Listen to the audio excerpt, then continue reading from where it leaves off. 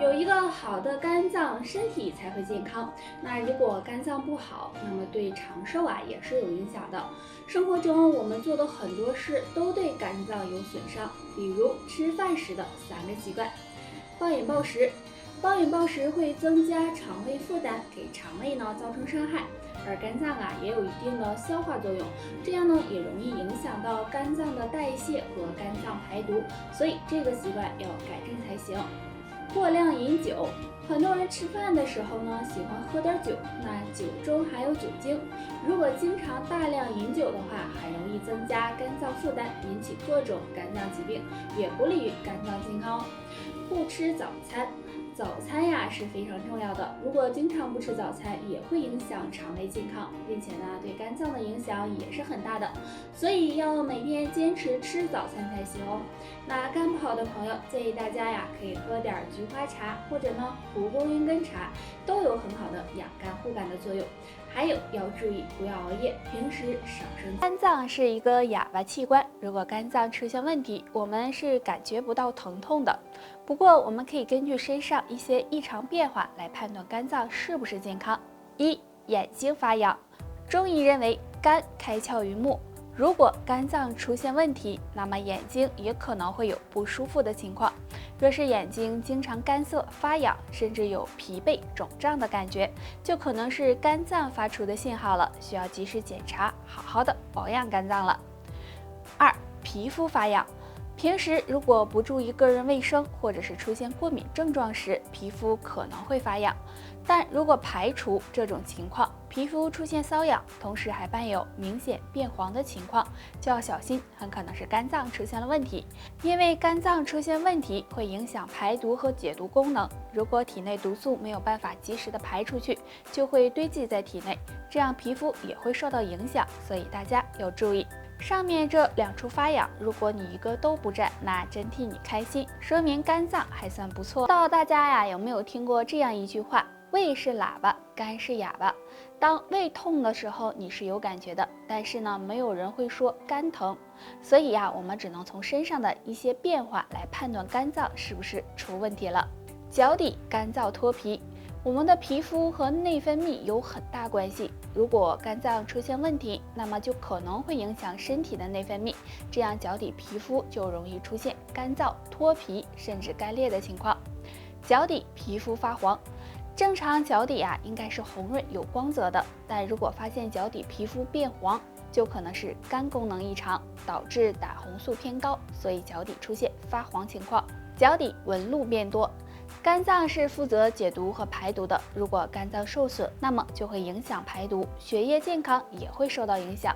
而我们的双脚距离心脏比较远，若是脚底纹路变多了，就可能是肝脏。经常在家里做饭的，如果一顿饭吃不了，很多人又舍不得扔掉，就会放在冰箱里留着下一顿吃。那么隔夜菜到底能不能吃呢？下面的这2种最好扔掉，可以告诉家里人。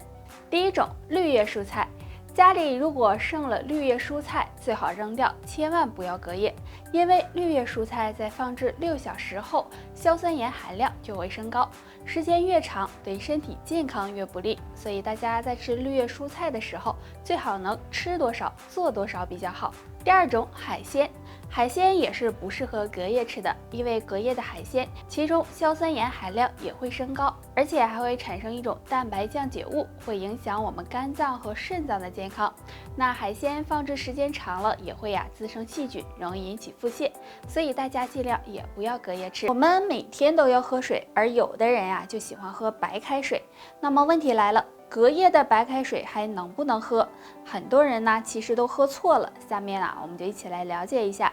如果在炎热的夏天，隔夜的白开水中很容易滋生细菌，所以建议大家不要喝。但如果是正常的环境，温度不是很高，那么隔夜的白开水中可能会繁殖一些微生物，但是对身体影响不大，只要水没有变质，没有受到污染，还是可以喝的。还有就是放在水壶中的凉白开也是可以放心喝的，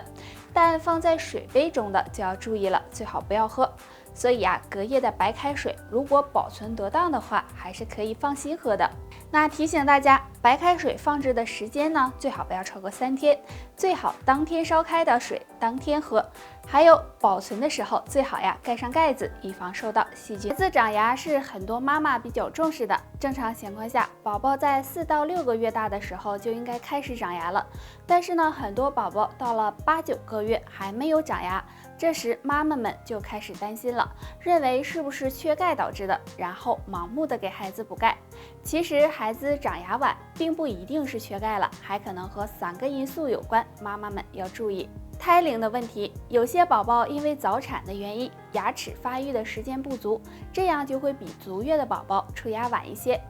遗传的问题，其实出牙的早晚多少和遗传有些关系。如果爸爸妈妈小时候出牙比较晚，那么孩子也可能会遗传，而且男孩长牙也会比女孩晚一些。没有添加辅食，当孩子4个月大的时候，不要只给孩子喝奶，还要适当的添加一些辅食，这样可以给宝宝增加营养和刺激宝宝的牙床，对宝宝长牙也有帮助。话说10人9腰痛，生活中很多不好的习惯都会导致腰部受伤，所以好腰是要靠养的。下面教大家2个小动作，有很好的养腰护腰的作用。动作1，保持站立的姿势，两脚分开，稍微比肩宽一点，双手叉腰，保持均匀呼吸，然后以腰部为中心转动胯部，先顺时针方向转动30次，再逆时针方向转动30次，转动速度由慢变快，幅度由小变大。注意转动的时候，上半身要保持直立。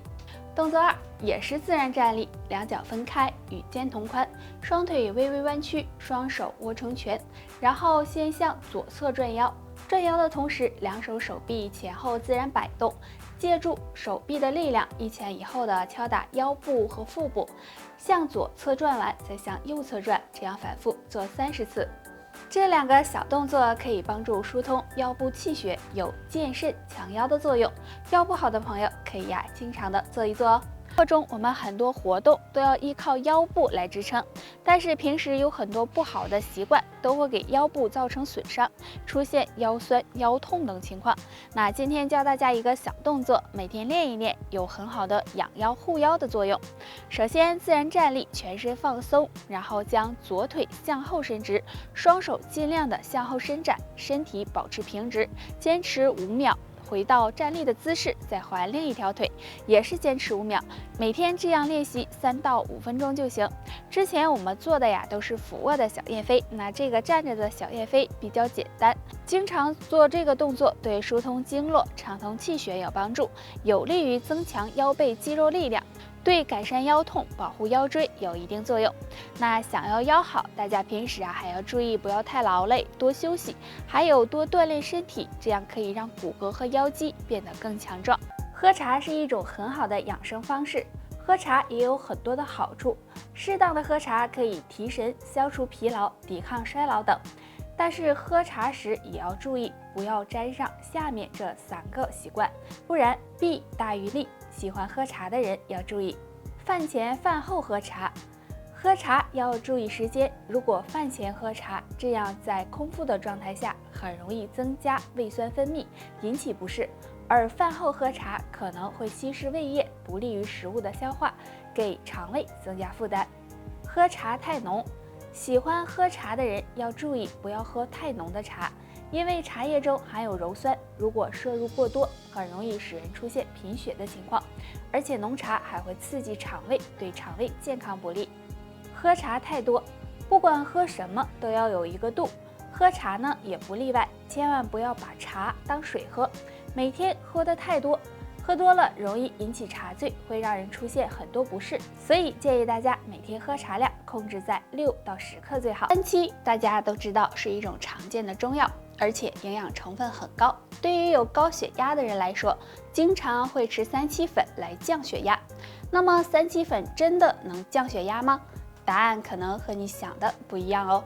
3七中含有很多黄酮类物质、皂苷以及多糖等，有很好的扩张血管和增强血管弹性的作用。但是对于高血压的人来说，不能够仅仅依靠3七粉来降血压，因为三七粉是不能够治疗高血压的，它只对延缓高血压发展进程有辅助作用，所以有高血压的人是可以吃三七粉的，但是不要把它跟药物等同。